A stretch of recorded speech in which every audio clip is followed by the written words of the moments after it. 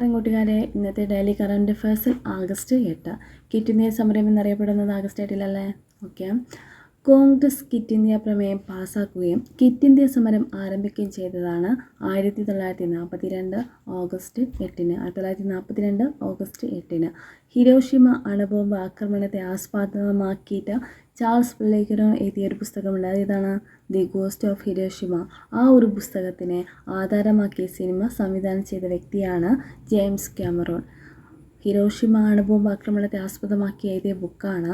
Charles പെല്ലിഗ്രനോ എഴുതിയതാണ് the ghost of Hiroshima എന്ന പുസ്തകം ആധാരമാക്കി സിനിമയുണ്ട്. ആ സിനിമയുടെ പേരാണ് ജെയിംസ് കാമറൂൺ. പിന്നെ അടുത്തത്, വന്യജീവികളുടെ ആവാസ വ്യവസ്ഥ പുനരുജ്ജീവനത്തിനായി വനത്തിൽ വിത്തുണ്ടാക്കൽ നിക്ഷേപിക്കുന്ന വനം വകുപ്പിൻ്റെ പദ്ധതിയാണ് വിത്തൂട്ട്. വന്യജീവികളുടെ ആവാസ വ്യവസ്ഥ പുനരുജ്ജീവനത്തിനായി വനത്തിൽ വിത്തുണ്ടാക്കാൻ വേണ്ടിയിട്ട് നിക്ഷേപിക്കുന്ന വനം വകുപ്പിൻ്റെ പദ്ധതിയാണ്. വന്യജീവികൾക്ക് ആവാസ വ്യവസ്ഥ നല്ലപോലെ ആവാൻ വേണ്ടിയിട്ടുള്ള ഒരു സംഭവമാണ് വിത്തൂട്ട്. അത് ആ വിത്ത് വനത്തിൽ കൊണ്ടുപോയിടുക, അതാണ് വിത്തൂട്ട്. രാജ്യത്ത് ഇറക്കുന്ന ചിപ്പുകൾക്കും കണ്ടക്ടറുകൾക്കും 100% തീരുവ ചുമത്താൻ തീരുമാനിച്ച രാജ്യമാണ് അമേരിക്ക. ഇപ്പോൾ അടുത്തിടെ ഉണ്ടായ സംഭവമാണല്ലോ അല്ലേ. രാജ്യത്തേക്ക് ഇറക്കുന്ന ചിപ്പുകൾക്കും കണ്ടക്ടർക്കും 100% തീരുവ ചുമത്താൻ തീരുമാനിച്ച രാജ്യമാണ് അമേരിക്ക. അടുത്തത്, ജല കായിക വിനോദ സഞ്ചാരങ്ങൾ പ്രോത്സാഹിപ്പിക്കുന്നതിനായി ഇന്ത്യയിലെ ആദ്യത്തെ സലം കോഴ്സ് തുടങ്ങുന്ന സംസ്ഥാനമാണ് മേഘാലയ. ജലകായിക വിനോദം പ്രോത്സാഹിപ്പിക്കാൻ വേണ്ടി ഇന്ത്യത്തെ ആദ്യ സലം കോഴ്സ് തുടങ്ങുന്ന സംസ്ഥാനമാണ് മേഘാലയ. MK സാനു സ്മാരകം നിലവിൽ വരുന്നത് വാൽമീകി കുന്ന് ആലുവയിലാണ്. MK സാനു സ്മാരകം എവിടെയാണുള്ളത്? ആലുവയിലെ വാൽമീകി കുന്നിലാണ്. പിന്നെ MK സാനു എന്താണ് സംഭവം എന്നുള്ളത് പറയാം. പ്രൊഫസർ MK സാനു അന്തരിച്ചത് 2025 ഓഗസ്റ്റ് 2 കഴിഞ്ഞ മാസം തന്നെയാണ്. അധ്യാപകൻ, നിരൂപകൻ, എഴുത്തുകാരൻ, വാൽമീ ജനപ്രതി അങ്ങനെയൊക്കെ അറിയപ്പെടുന്നുണ്ട് MK സാനു. ഏറ്റവും ഒടുവിൽ എഴുതിയ പുസ്തകമാണ് തപസ്വനി അമ്മ, അബലർക്ക് ശരണമായി ജീവിച്ച പുണ്യവതി. MK സാനുവിൻ്റെ അവസാനം എഴുതിയ പുസ്തകത്തിൻ്റെ പേരെന്താണ്? തപസ്വനി അമ്മ, അബലർക്ക് ശരണമായി ജീവിച്ച പുണ്യവതി. 2025 ജൂൺ 22 പ്രകാശനം ചെയ്തത്. അത് പ്രകാശനം ചെയ്തത് 2025 ജൂൺ 22 അദ്ദേഹത്തിൻ്റെ മരണത്തിൻ്റെ കുറച്ച് തൊട്ട് മുമ്പേ എന്നൊക്കെ പറയാൻ പറ്റും. അദ്ദേഹം മരിക്കുന്നതെന്നാണ് 2025 ഓഗസ്റ്റ് 2 അദ്ദേഹത്തിൻ്റെ അവസാന പുസ്തകത്തിൻ്റെ പേര് തപസ്വനി അമ്മ, അബലർക്ക് ശരണമായി ജീവിച്ചു പുണ്യവതി. അത് പ്രകാശനം ചെയ്തത് 2025 ജൂൺ 22 പ്രകാശനം ചെയ്തത്. മലയാളത്തിലെ പ്രശസ്ത സാഹിത്യ വിമർശകനാണ് പ്രൊഫസർ MK സാനു.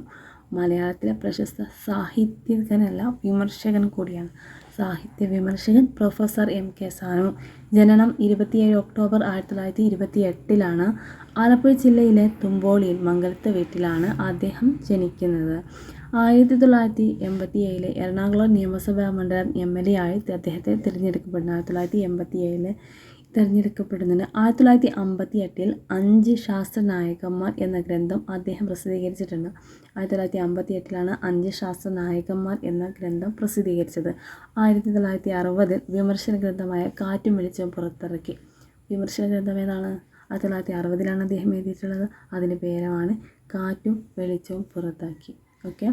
പ്രധാന രചനകളാണ് ശ്രീനാരായണ ദർശനം, സാഹിത്യ ദർശനം, സഹോദരൻ അയ്യപ്പൻ, മാതൃജയം കാവ്യജീവിതം. കുമാരനാശനെ കുറിച്ചാണ് മൃദുജയം കാവ്യജീവിതം.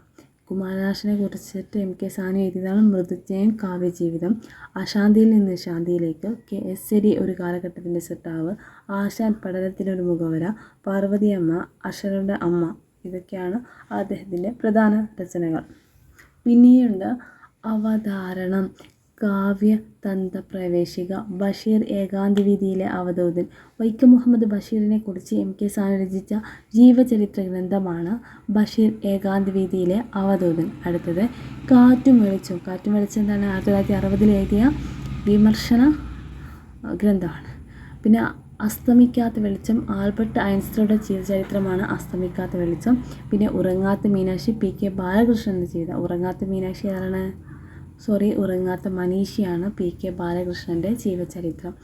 അടുത്ത MK സാനുവിൻ്റെ പുരസ്കാരമാണ് 1985 കേരള സാഹിത്യ അക്കാദമി പുരസ്കാരം അവതാരണം എന്ന ഗ്രന്ഥത്തിനാണ് കിട്ടിയിട്ടുള്ളത്. 1985 കേരള സാഹിത്യ അക്കാദമി പുരസ്കാരം.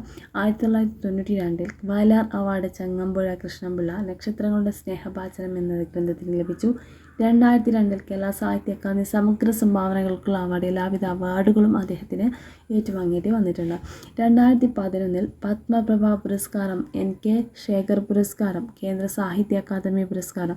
ബഷീർ ഏകാന്തവീതിയിലെ അവധൂതൻ എന്ന ബഷീറിൻ്റെ ജീവചരിത്രവുമായി എഴുതിയതാണ്. അതിനാണ് കേന്ദ്ര സാഹിത്യ അക്കാദമി പുരസ്കാരം ലഭിച്ചിട്ടുള്ളത്. 2013 എഴുത്തച്ഛൻ പുരസ്കാരം അദ്ദേഹത്തിന് ലഭിച്ചിട്ടുണ്ട്. ആത്മകഥയാണ് കർമ്മഗതി. എഴുത്തച്ഛൻ പുരസ്കാരം ലഭിച്ച 2013. പിന്നെ ഇന്ത്യക്കെതിരെ അമേരിക്കയുടെ 25% അധിക തീരുവ ചുമത്താൻ വേണ്ടി നിലവിൽ വരുന്ന പ്രഖ്യാപിച്ച തീയതിയാണ് ഓഗസ്റ്റ് 27, 2025.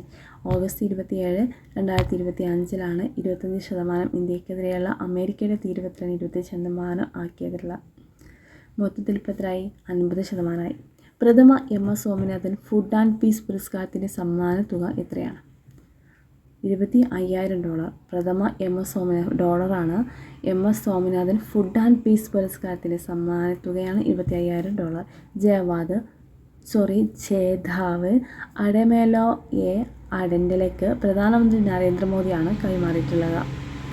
അഡെമോല എ അഡൻഡലയ്ക്ക് പ്രധാനമന്ത്രി നരേന്ദ്രമോദി കൈമാറി.